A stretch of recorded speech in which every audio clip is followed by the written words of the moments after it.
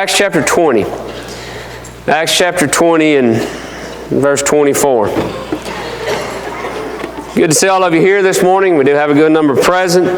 Thank you for all being here. And again, thank you for having your children here for Bible class and for our class up front here on Sunday mornings. So encouraging and so uplifting.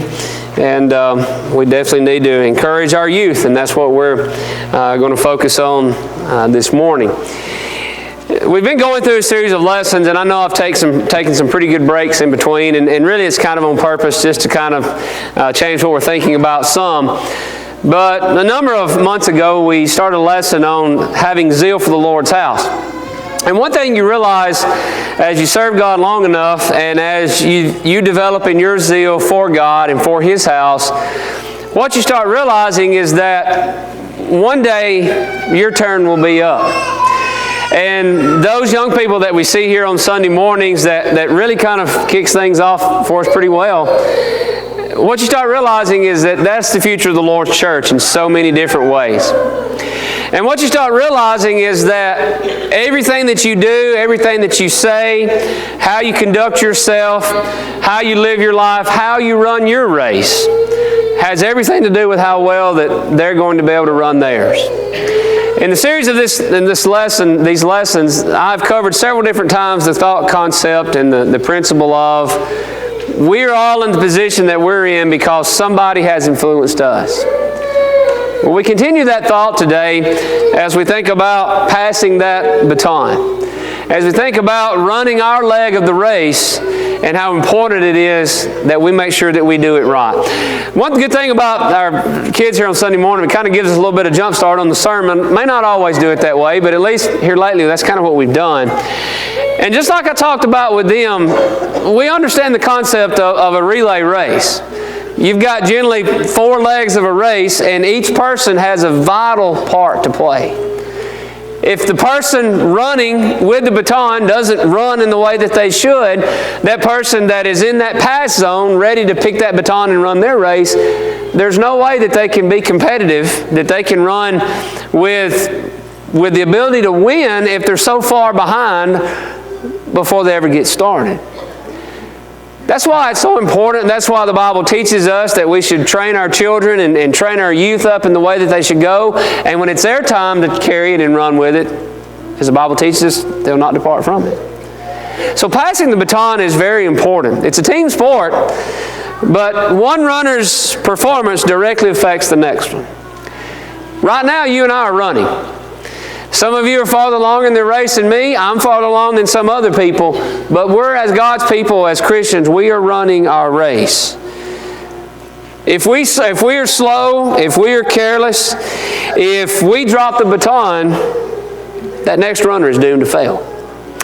When I think about running a race, the one that in the New Testament that really brought that out was Paul.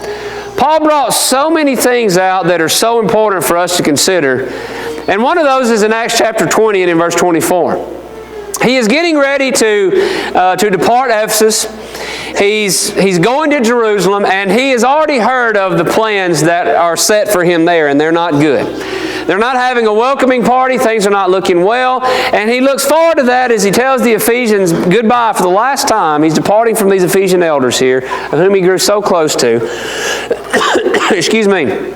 In Acts chapter 20 and verse 24, he said, "None of these things move me, and I don't count my life dear to myself, so that I may finish my race with joy." Paul understood something important about his race. Yes, it was his race. Yes, he was carrying the baton. And yes, it was his leg of the importance of the whole scheme of running for God. But he also understood that his race just wasn't about Paul winning first place. It wasn't just about Paul looking good. It wasn't just about Paul. It was about the next person. And he says, I don't even count my life to be that important. But the reason that I'm running and the reason that I'm going is because I've received some things from Christ that I want to make sure that other people have and hold and understand and one day can run with it themselves. That is the power of the gospel and the grace of God. Paul understood the concept of running the race to make sure that that next person is well situated. The question I want to ask you today is, do you? Do you understand how important it is that you run today so that you can pass it off to somebody else tomorrow? Do I understand that? Do we as a congregation understand that? Do our elders understand that? Do our deacons understand that? Do our Bible class teachers? Do our parents and our grandparents, regardless of who we are in these little people's eyes, do we understand the importance of what we're doing right now? For as much zeal as we have for the Lord's house today, if we don't have it today, they won't have it tomorrow. So let's think about how we run the race. And what I want to do is just look at some this morning and look at how they passed it off to the next one. And look about how well suited that they were, excuse me, to be able to do that. In Genesis chapter 25 and in verse 5, here Abraham is passing it off to his son. And it says very simply, and it doesn't look like that much of an involved verse, but there's really a lot to it. In Genesis 25 and in verse 5, Abraham gave all that he had to Isaac. Now it's talking about possessions, but I want you to think about really the underlying things of that. When Abraham, the father of faith, the father of the promise of God, was able to pass off all that he had to Isaac, we're not talking just about flocks and goods and riches. When you think about it spiritually, he handed off everything that God had handed him. And he said, son, here it is, and I want you to run with it. I want you to think about what a touching moment that must have been. A conversation that probably was had that we're not even told, it's not even recorded. But the conversation that they probably had with each other to say, son, it's your turn, now let's go. One day when we pass it off to our children or our grandchildren and those coming after us, is it going to be things similar to the promises that Abraham was able to pass off to Isaac? See, the truth of it is, it's the very same promises. The question it is, are we passing that on to them? We should be. I also think about Jacob. Again, we're still keeping it going down the line here. Robbie brings that up a lot in class. We talk about that a lot out here in the auditorium. He's keeping it in the line. He's keeping it in the blood. And Jacob says to his sons, and he also says to his grandsons, here it is. Genesis 48 and 49 are some of the most encouraging chapters, other than the fact of Simeon and Levi. Everybody sounds pretty well suited. Now, he doesn't have really that much good to say about their future, although Levi would be the priestly lineage, but we understand how south that went.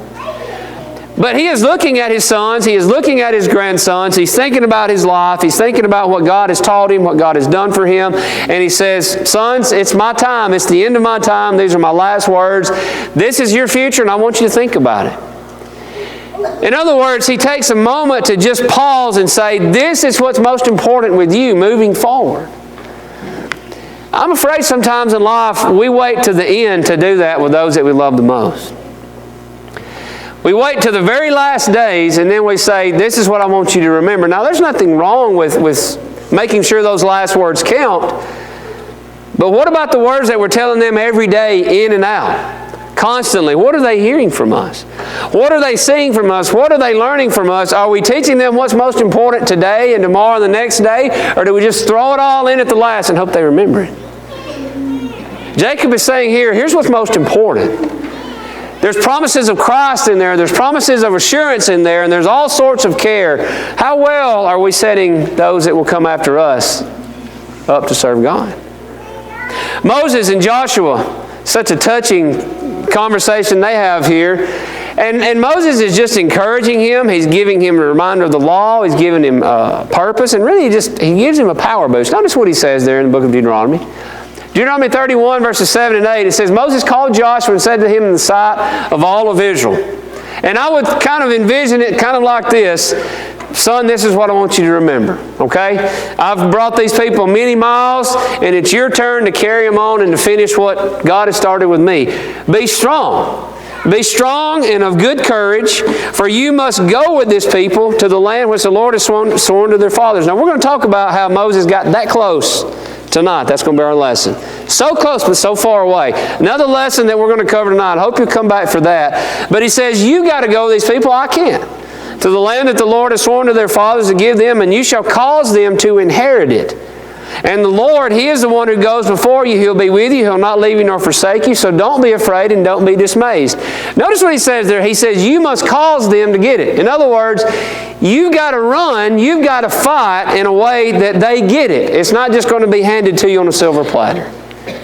Son, I've given you all the essentials you need. I've taught you what you need to be taught. You've seen so many things with me, and you've wandered through the wilderness with me. You and Caleb were the only faithful ones that brought back a good report. And now, one of the few positive-minded ones, you've got to run with it. We've got some young men in our audience this morning who are very positive-minded, who are very faithful already, whether they realize it or not.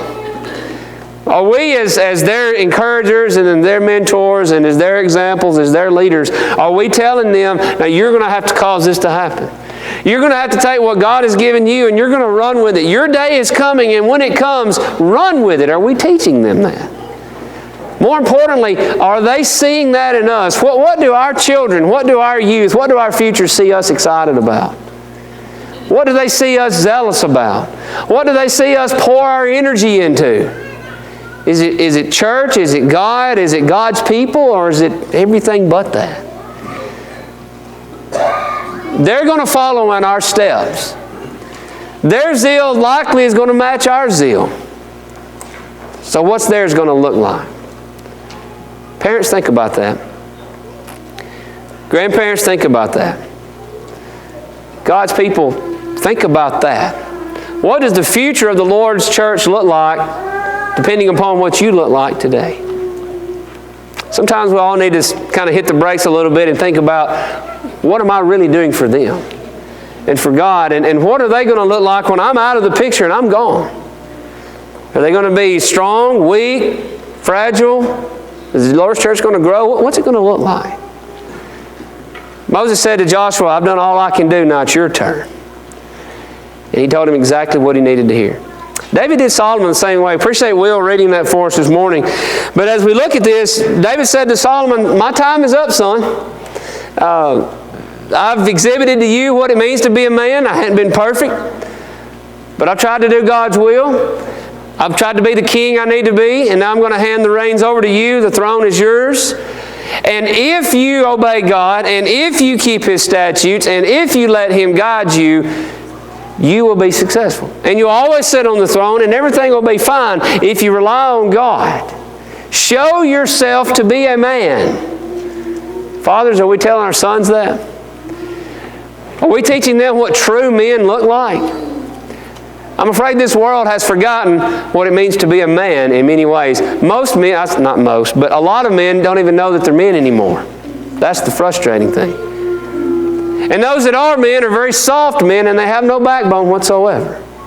And their faith is already dwindling. I hope we're setting a better example for our sons. Yeah, it's good to be a tough man, to be rough, to be brash at times, to be a man's man, to be rough and tough, so to speak. But that's not really what a man's all about. Being a true man is not always winning the ball game. Being a true man is not always being the best of the best. It's about being somebody who is humble and meek and somebody who obeys God when nobody else seems to want to do that. It's having your priorities straight. It's having God first in everything.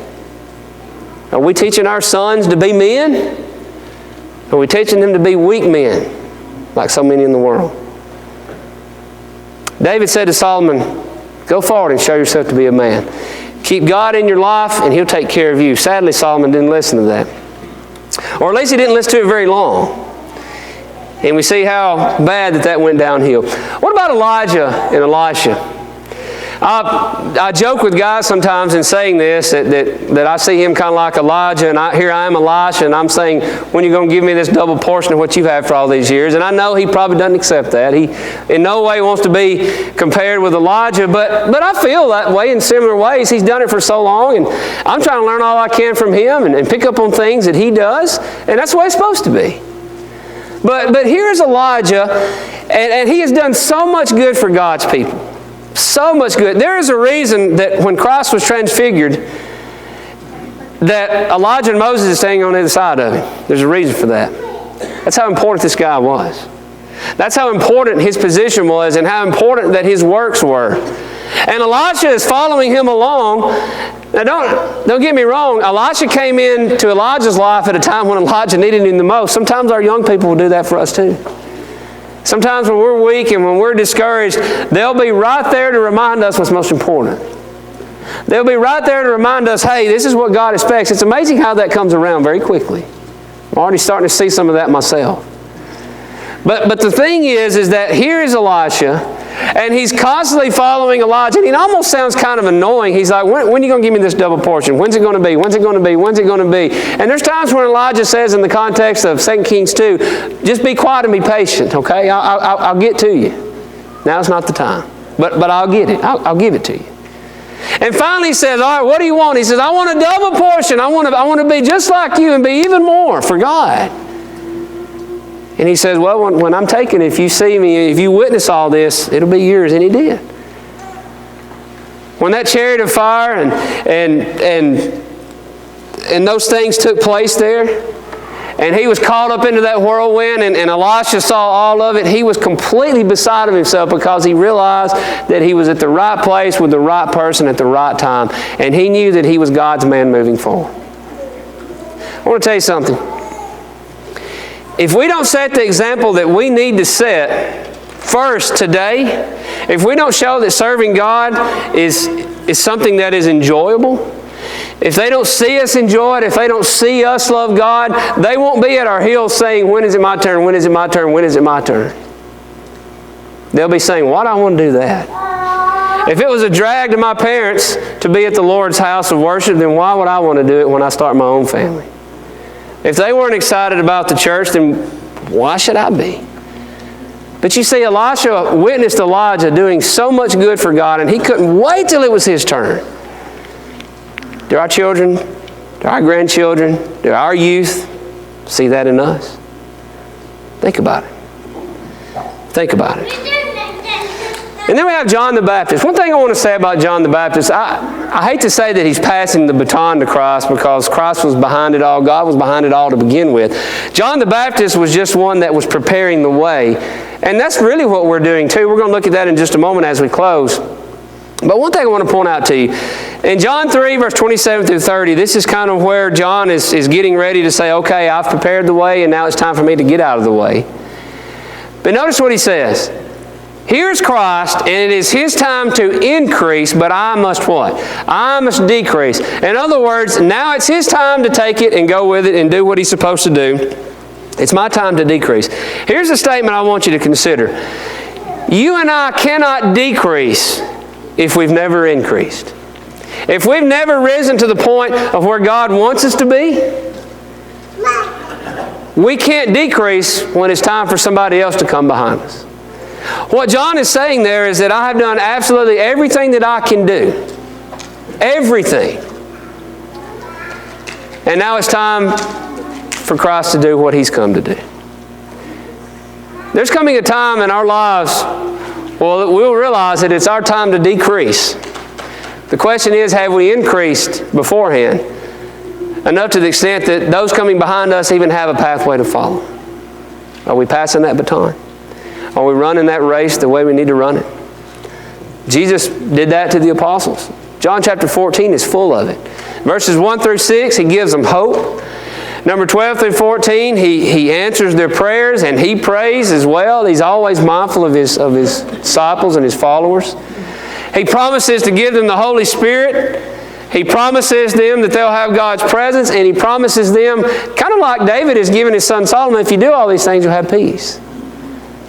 When Jesus was ready to exit the picture, He set His followers up to be successful. Are we doing that? I want you to think about something. The very same things that Jesus was able to pass on to those that were going to finish the work after Him are the same things that we can pass on. Now understand there may not be miraculous manifestations of the Spirit, and the Holy Spirit doesn't fulfill the same in our lives as He did them, but the very same things that He promised them, we can pass on to ours as well. It may serve a different purpose. It may be a little bit different principle behind it. But we pass on the same things, or either we don't. The question is, how well of a job are we doing? What about Paul to Timothy? He was the old preacher, the old missionary that had traveled many miles. And he pulled Timothy to the side and he said, I want to tell you something. He said, I want you to remember the faith that's already in you. It was first in your grandmother, it was in your mother, and I am persuaded it is also in you. In other words, they've ran the race for you. They've taught you how to run it. They've showed you what faith is. They've introduced you to God. Now, don't forget what you've been taught. Can we say that that's going to be true for our children? For our grandchildren? When our time is up, are they going to look back and think about their grandparents and the faith they had? Are they going to look back and think about their parents and how zealous about God that they really were? What are they going to remember? What are they going to have to follow? He says, I want you to continue. Again, 2 Timothy 3, verse 14 and 15. Continue the things that you've learned. Again, he reminds him, you've learned them from your childhood. Don't forget them. Don't forget them. You can't forget them if you never know them. Do our children know God the way that they need to? And are we striving to show God to them? When your leg of the race is finished, think about it. When your leg of the race is finished, how well positioned to run will the next person be? And it doesn't just have to be our children. It might just be anybody that we have an influence over. Any of these young people here, maybe somebody a little bit older, regardless of who it is, just somebody that we've influenced. When our leg of the race is done, what kind of path will we have laid? If we stumble and trip and fall and don't pay attention to how we're running, there's no way that they can be where they need to be. If we fail to pass to them what we need to pass to them, here's my question to you. How are they going to get it? If they don't get it from us, if they don't get it from God's people, who's going to give it to them? Chances are nobody will. That's why it's so important that you and I learn how to run our race. And we can look for every excuse possible to not do that. And we could find reasons why we're not the one to pass on anything to anybody, but that's not what God expects of us. He doesn't expect us to be people who offer excuses. He expects us to be people who are ready to be offered. Just as Boone read for us this morning, ready for people who want to pour themselves out. That phrase there means to be a sacrifice offering. And Paul said, I'm ready to be offered. I'm already being poured out. Here's my best, God. Now, Timothy, take it and run with it. Are we doing that? Are we doing that in our lives? Are we already pouring ourselves out in everything that we have? Time is fragile. Time is fleeting. We don't have time to waste. Will you build the bridge for the next in line? You've heard this poem before. I've read it many times. I want to read it again. The bridge builder poem. Think about this. And do you envision yourself as this man or not? Think about it. An old man was going along a highway. He came at evening cold and gray to a chasm vast, wide, and steep, with waters rolling cold and deep. The old man crossed in the twilight dim. The sullen stream had no fears for him. But he turned when safe on the other side and built a bridge to span the tide. Old man, said a fellow pilgrim near, you're wasting your strength with building here. Your journey will end with ending day, and you'll never again pass this way. You've crossed the chasm deep and wide. Why are you building this bridge at eventide? In other words, he's saying, why do you bother? Your time's up, old man. Well, you're right, it is. But the builder lifted his head, old and gray, and said, good friend, in this path I have come, he said. There followeth after me today a youth whose feet must pass this way. The chasm that was not to me, to that fair-haired youth may a pitfall be.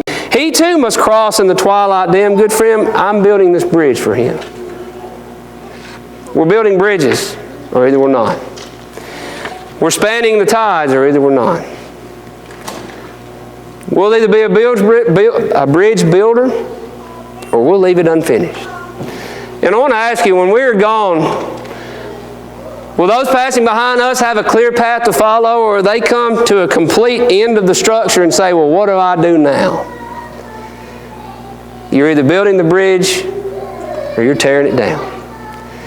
Are you running your race so that those coming behind you? Am I running my race so that those coming behind me? Are we running our race so that we can pass it on to the next person and die one day in confidence, knowing that we have set them up to do God's will? If so, that's what zeal for the Lord's house looks like. It's not about us. It's not about me. It's not about I. It's about we. It's about the person that's coming behind us to serve God. Now, how well suited will they be? Think about that today. That might mean that as a Christian, we all need to do a better job, and it might mean that you need some prayers of the church to help you along that pathway this morning. But if you're not doing your job, if you're not running your race the way you should, let's do that. If we can help you in any way, we would love to pray for you and with you today. If you're ready to start your race for God in a way that you never had before, if you're ready to become a Christian, we encourage you, be baptized. Be baptized today for the remission of your sins and become a part of Christ's body. If we can help you in any way, won't you come while we stand and while we sing.